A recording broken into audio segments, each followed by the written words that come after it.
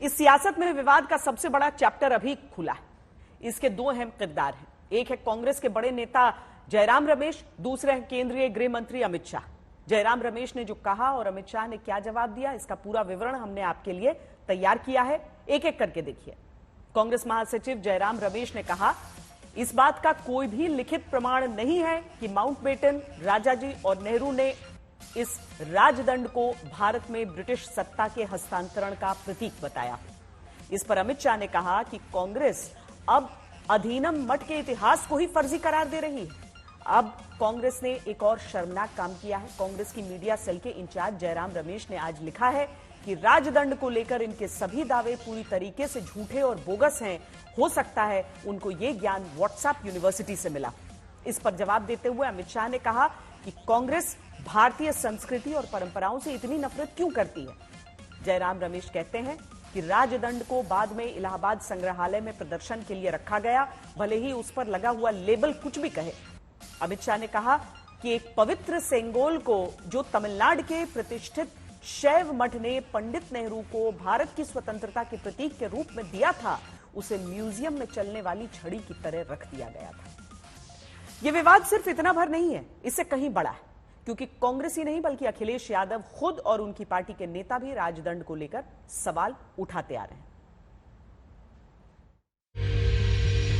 वही सेंगोल जिसे कभी नेहरू ने थामा, वही सेंगोल जो हिंदू परंपरा में सत्ता हस्तांतरण की पहचान रहा, वही सेंगोल जो तमिल संस्कृति की शान रहा, एक बार फिर संसद में उसी परंपरा, रीति रिवाज, उसी धार्मिक अनुष्ठान के साथ नरेंद्र मोदी को थमाया जाएगा, जिस अनुष्ठान के साथ 14 अगस्त 1947 की रात पंडित जवाहरलाल नेहरू को थमाया गया था। यानी नई संसद में एक बार फिर सेंगोल को पवित्र जल से शुद्ध किया जाएगा, एक बार फिर वैदिक मंत्रों से संसद गूंजेगी, एक बार फिर संसद में शंख ध्वनि होगी, एक बार फिर संसद में प्रधानमंत्री के ललाट पर तिलक होगा, पीठ पर पीतांबर होगा और हाथों में समृद्धि, संपन्नता, न्याय और शक्ति का प्रतीक सेंगोल। और कांग्रेस को क्या ये बर्दाश्त नहीं कि पंडित नेहरू ने जो सनातन वैदिक अनुष्ठान कराया वो नरेंद्र मोदी कैसे दोहरा सकते हैं। पहले कांग्रेस नेता पवन बंसल ने कहा कि एक बार फिर प्रधानमंत्री को सेंगोल सौंपने से उसकी पवित्रता भंग होगी। फिर कांग्रेस नेता मनीष तिवारी ने तंज कसते हुए पूछा कि आखिर 28 मई को सत्ता का हस्तांतरण किससे किसको हो रहा, ये देखने को मैं उत्सुक हूँ। और अखिलेश यादव ने कहा कि बीजेपी ने लगता है मान लिया कि सत्ता सौंपने का वक्त आ गया। सबका जवाब अमित शाह ने दिया है। कहा है कि भारत की स्वतंत्रता का प्रतीक है सेंगोल और कांग्रेस को भारतीय संस्कृति से इतनी नफरत क्यों है।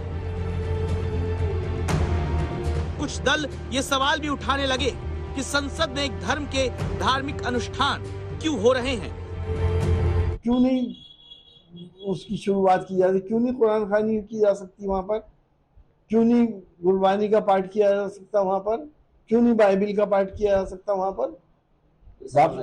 सब होना चाहिए। This is one of the movement which we have to feel proud. So Narendra Modi, Honorable Prime Minister, is doing that. That's all. There the matter ends.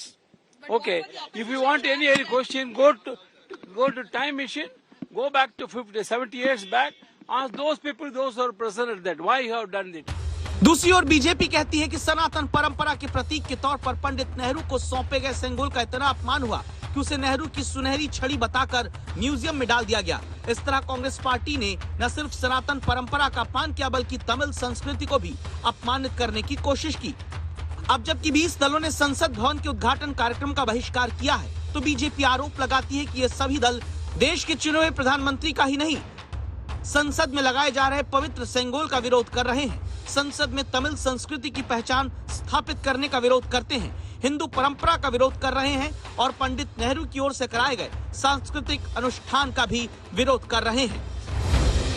फिलहाल संसद भवन उद्घाटन के लिए तैयार हो रहा है। 28 मई को संसद भवन का उद्घाटन भी होगा। संसद भवन में शंख ध्वनि भी गूंजेगी, धार्मिक अनुष्ठान भी होंगे, नरेंद्र मोदी के माथे पर तिलक भी होगा और तमिलनाडु के 20 अथीनम से आए संतों के हाथों नरेंद्र मोदी को सेंगोल भी थमाया जाएगा। आज तक ब्यूरो।